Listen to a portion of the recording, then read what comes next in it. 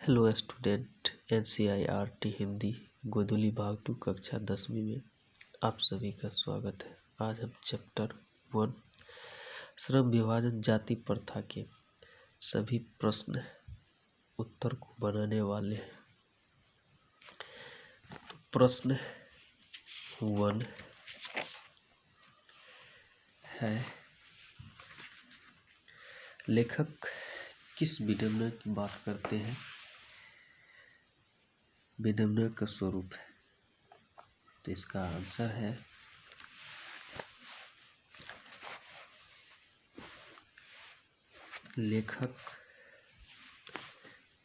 लेखक बाबा साहेब भीमराव अम्बेडकर जी विडंबना की बात करते हुए कहते हैं कि इस युग में भी जातिवाद की पोषक की कमी नहीं है, जिसका स्वरूप है कि जाति प्रथा श्रम विभाजन के साथ साथ श्रमिक विभाजन का रूप ले रहा है, जो अस्वाभाविक है। दूसरा क्वेश्चन,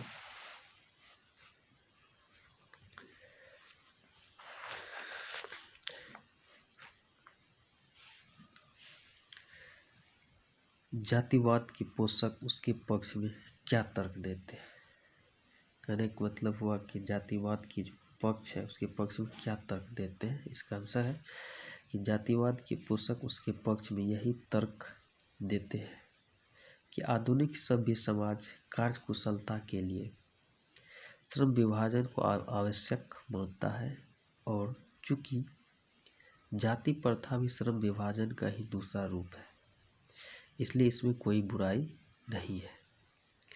तीसरा क्वेश्चन,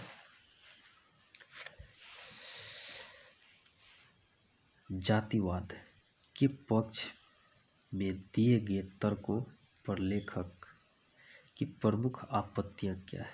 मतलब जातिवाद के पक्ष में जो तर्क दिए उसमें आपत्तियां क्या है? आंसर है, जातिवाद के पक्ष में दिए गए तर्कों पर लेखक की आपत्तियां इस प्रकार है कि जाति प्रथा श्रम विभाजन के साथ साथ श्रमिक विभाजन का भी रूप ले लिया है। किसी भी सभ्य समाज में श्रम विभाजन व्यवस्था श्रमिकों के विभिन्न वर्गों में अस्वाभाविक विभाजन नहीं करती है। और चौथा क्वेश्चन है,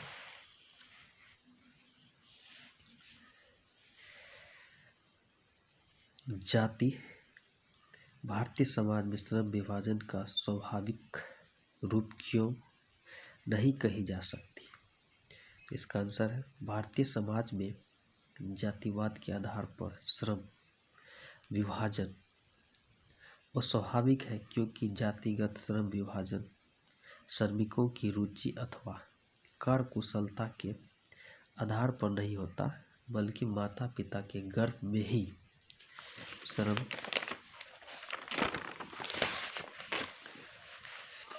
विभाजन कर दिया जाता है, जो व्यवस्था और कुशलता और अरुचिपूर्ण होने के कारण गरीबी और अकर्मण्यता को बढ़ाने वाला है। पांचवा क्वेश्चन,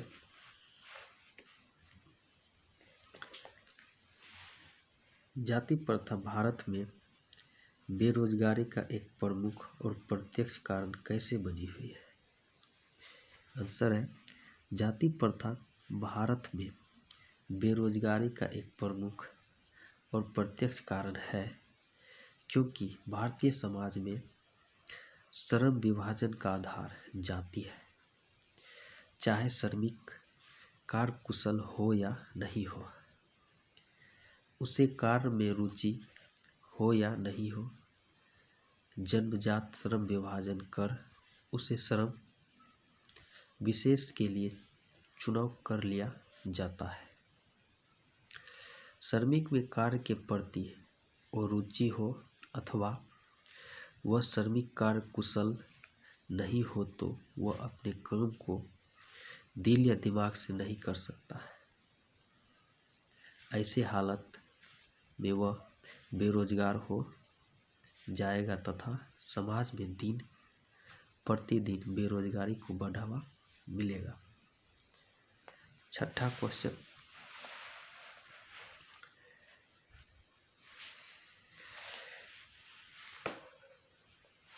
लेखक आज के उद्योगों में गरीबी और उत्पीड़न से भी बड़ी समस्या किसे मानते हैं और क्यों? इसका आंसर है लेखक बाबा साहब जी आज के उद्योगों में गरीबी और उत्पीड़न से भी बड़ी समस्या यह मानते हैं कि बहुत से लोग निर्धारित कार्य की और रुचि के साथ केवल विवशतावश करते हैं, क्योंकि ऐसी स्थिति स्वभावतः मनुष्य को दुर्भावना से ग्रस्त रहकर टालो काम करने और कम काम करने के लिए प्रेरित करती है। ऐसी स्थिति में जहाँ काम करने वालों का न दिल लगता हो न दिमाग, कोई कुशलता कैसे प्राप्त की जा सकती?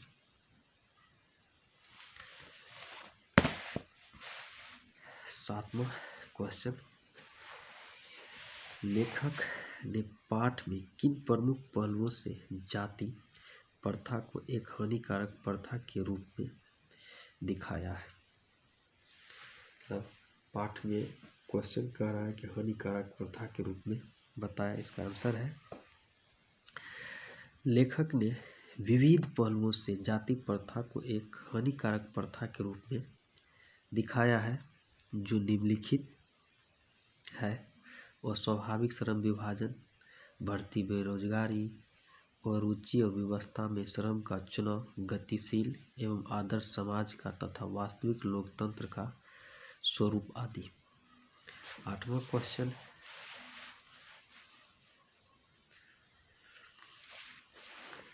सच्चे लोकतंत्र की स्थापना के लिए लेखक ने किन विशेषताओं को आवश्यक माना है? इसका आंसर है सच्चे लोकतंत्र की स्थापना के लेखक ने जिन विशेषताओं को आवश्यक माना है वे है ऐसे समाज के बहुविध हितों में सबका भाग होना चाहिए तथा सबको उनकी रक्षा के प्रति सजग रहना चाहिए। सामाजिक जीवन में अबाध संपर्क के अनेक साधन व अवसर उपलब्ध रहने चाहिए। तात्पर्य यह कि दूध पानी के मिश्रण की तरह भाईचारा का यही वास्तविक रूप है और इसी का दूसरा नाम लोकतंत्र है, क्योंकि लोकतंत्र केवल शासन की एक पद्धति ही नहीं है। लोकतंत्र मूलतः सामूहिक जीवनचर्या की एक रीति तथा समाज की सम्मिलित अनुभवों के आदान प्रदान का नाम है। इसमें यह आवश्यक है कि अपने साथियों के प्रति श्रद्धा व सम्मान का भाव हो।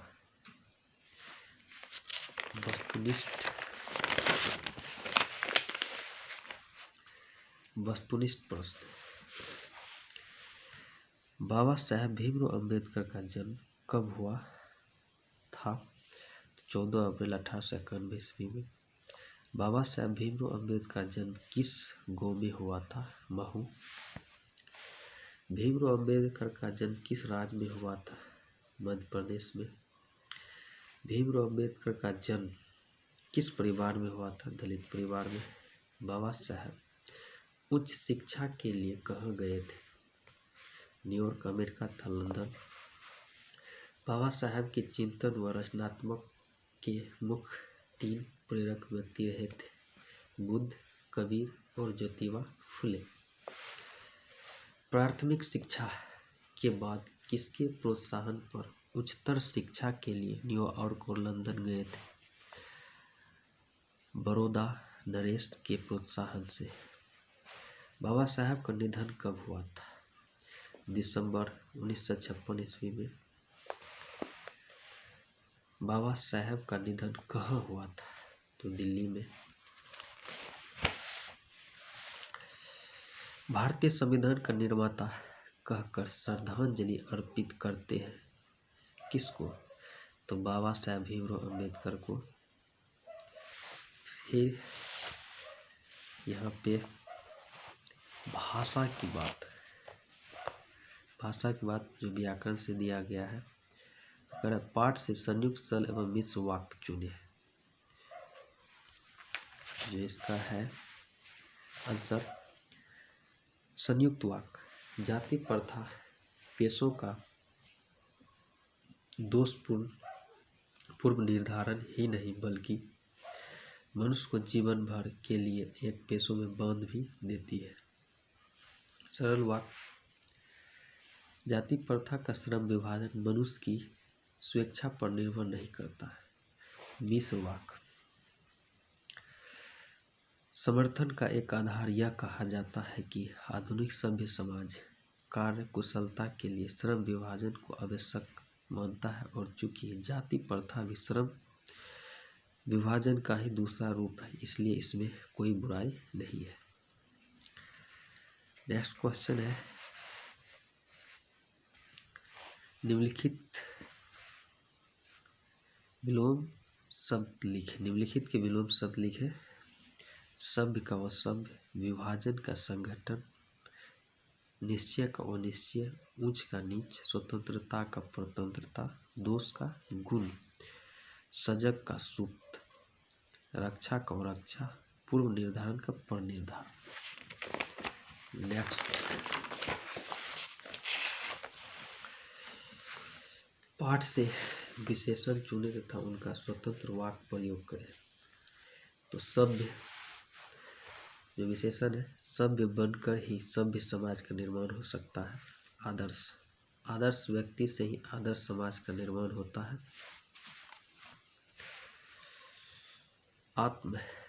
आत्महत्या बुरी बात है। कुशलता, कुशलता से अधिक उत्पादन होता है। अबाध कार्य करने वाला शीघ्र लक्ष्य प्राप्त करता है। निम्नलिखित के पर्यायवाची शब्द लिखें। दूषित, गंदा, मैला, श्रमिक, मजदूर, कार्मिक, पेशा, रोजगार, वृत्ति, अकस्मात, अचानक, एकाएक, अनुमति, आज्ञा, सहमति, अवसर, समय, मौका, परिवर्तन, बदलाव, विकास, रूपांतर, सम्मान, मान, आदर। आई होप कि आप समझ गए होंगे। ये श्रम विभाजन जाति प्रथा के ऑल क्वेश्चन आंसर है। Thank you so much.